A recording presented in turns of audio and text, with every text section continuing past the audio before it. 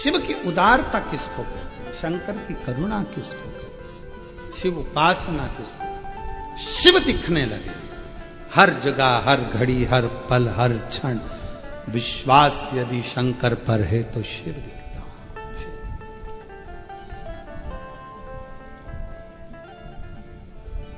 शिव के बिना कुछ नहीं दिखता। महाराज अर्जुन ने नियम ले लिया कि मैं, भगवान कृष्ण ने कहा है कि शिव की आराधना करना बिना आराधना के मतलब। अर्जुन ने नियम लिया, जब तक मैं शंकर भगवान की पूजन नहीं करूंगा, आचमन नहीं करूंगा, शिव के जल का प्रोक्षण नहीं करूंगा, शिव के जल का, तब तक मैं कोई कार्य नहीं करूंगा। अर्जुन ने नियम लिया, लग गया। रोज प्रतिदिन अर्जुन किसी ना किसी शिवालय में पूजन करते, शिवालय नहीं मिलता तो पाषाण पूजन करते, पाषाण पूजन नहीं कर पाते तो पर्वत को शिवलिंग मानकर उसकी आराधना कर लेते, जल चढ़ाकर उस जल को अपने ऊपर छीट लेते, आचमन कर लेते। अब शंकर जी पे चढ़े हुए जल का कितना महत्व है, स्कंद पुराण कहती है, कौमार खंड वर्णन कर रहा है कि अर्जुन समुद्र तट, दक्षिण दिशा में समुद्र के तट पर पहुंच गए, जहां पर 5 तीर्थ विराजमान थे। 5 कुंड, 5 तीर्थ ऐसे थे जहां पर संत स्नान करने नहीं जाते थे। अर्जुन वहां पहुंच गए। संतों ने रोका, ये अर्जुन, तुम 12 वर्ष का तप कर रहे हो, साधना कर रहे हो, तीर्थ यात्रा कर रहे हो, 12 वर्ष वन में रह रहे हो, पर इन 5 कुंड में स्नान मत करना। ये 5 जो कूप हैं, 5 जो तीर्थ हैं, इसमें जो जल है, जल के अंदर एक एक मगरी रहती है। मगरी मतलब मगर की पत्नी, मगरी इसमें रहती है। वो मगरी जो अंदर जाता है उसको खींच लेती है, खा जाती है। पर अर्जुन ने हाथ जोड़कर संतों से कहा कि मैं बिना तीर्थ के यहां से जाऊंगा नहीं, स्नान तो मैं करूंगा कुंड में, शिव की आराधना करूंगा। अर्जुन, वो मगरी तुम्हें खा जाएगी। अर्जुन विचार नहीं करे रत्ती भर भी। स्कंद पुराण का कौमार खंड कह रहा है कि अर्जुन चलते चलते उस पहले 5 तीर्थ थे, 5 तीर्थ में से एक तीर्थ पर अर्जुन ने हाथ जोड़ा, नमस्कार किया, प्रणाम कर कर हर हर महादेव जैसे ही बोले, और अर्जुन उस तीर्थ में कूद गए।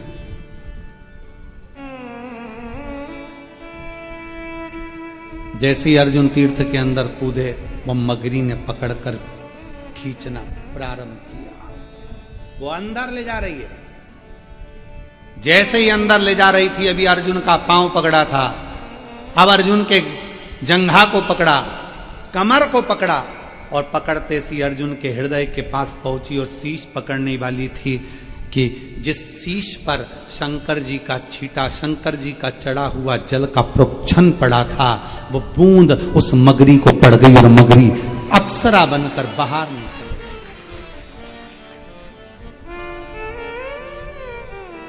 अर्जुन भी बाहर थे, वो मगरी भी अप्सरा बनकर बाहर, बिल्कुल सुंदर स्त्री बनकर, बहुत सुंदर स्त्री बनकर बाहर।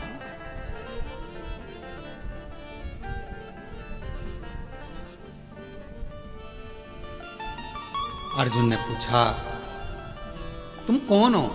बड़ी सुंदर हो। अभी तुम मगर के रूप में थी और अब इतनी सुंदर बनकर तुम सामने खड़ी हो कौन तुम? मगरी हाथ जोड़कर बोली, रे अर्जुन, हे पांडु नंदन, हे अर्जुन, हम 5 अप्सराएं हैं। मेरा नाम वर्चा है, दूसरी मेरी सोरमेई है, तीसरी सामेई है, चौथी बुदबुदा है और 5वें नंबर की लता है। हम 5 अप्सराएं हैं और देवलोक में रहती हैं, बड़ी सुंदर हैं हम पांचों की पांचों। एक बार अपनी सुंदरता का भाव जानकर हम सब नंदन वन पहुंच गए, जिस वन में कुछ संत बैठकर शंकर भगवान की आराधना कर रहे थे, साधना कर रहे थे, शिव की अर्चना कर रहे थे। और शिव महापुराण में पहले भी वर्णन किया, आज फिर आपको कहते हैं, एक बात याद रखना, यदि कोई शंकर की आराधना में डूबा है, साधना में डूबा है, भजन में डूबा है, कोई शिव नाम की भक्ति में डूबा हुआ है, निवेदन है, उसको कभी भी आप ना तो उसको परेशान करिए ना उसको कष्ट दीजिए, नहीं तो व्यक्ति को भोगना बहुत कुछ पड़ता है, बहुत। अर्जुन, हम नंदनवन में पहुंचे और नंदनवन में पहुंचने के बाद अर्जुन, हमने देखा कि एक संत शिव की आराधना में लगे हुए थे, शिव आराधना में लगे थे। तभी हमारे मन को भाव उत्पन्न हुआ, हमने उनको अपनी ओर आसक्त करने के लिए नई नई लीला करना प्रारंभ कर दिया। नई नई हम उसको अपना करने के लिए नई नई लीला करने लगे। अब वो संत तो हमको देखे नहीं, जब आखिरी में संत ने हमको नहीं देखा, उनका जल का भरा हुआ जो लोटा था, पात्र था, उसको हमने छुड़ाकर उठाकर दूसरी जगह रख दिया। वो उस पात्र को ढूंढने लगे। पात्र, शिव महापुराण की कथा कहती है, महाराज शंकर भगवान को जो तुम लोटा लेकर जाते हो मंदिर, शिव जी को मंदिर जो लोटा लेकर जाते हो, उस लोटे में इतना बल आ जाता है, शंकर जी पे जल चढ़ते चढ़ते चढ़ते चढ़ते वो लोटा इतना बलवान हो जाता है कि मान लो यदि घर में किसी व्यक्ति को बहुत तेज बुखार आ गया, डॉक्टर का इलाज भी चल रहा है, दवाई भी चल रही है, सब कुछ चल रहा है, पर उसका ताप, उसका बुखार कम नहीं हो रहा, तो उसी लोटे को पानी में डुबाकर उस पानी की पट्टी अगर उस बीमार व्यक्ति के सिर पर रखना प्रारंभ कर दीजिए, 20 से 25 मिनट के अंदर बुखार पूरा उतरना प्रारंभ हो जाता। वो पात्र, वो लोटा भी तपवान हो जाता।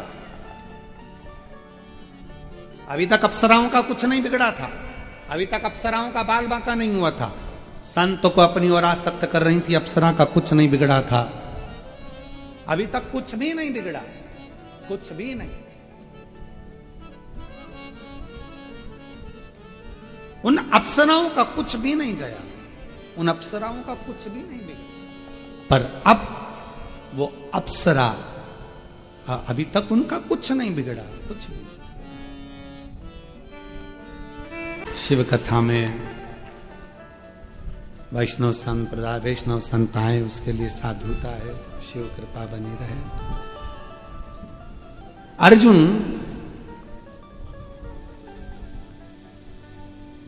अप्सराएं कह रही हैं, वर्चा कह रही है कि नंदन वन में जो शिव की भक्ति में जो संत लगे थे, उनको हमने कष्ट दिया, अपनी ओर आसक्त करा, पर आसक्त करने के बाद भी वो हमारी ओर नहीं आए।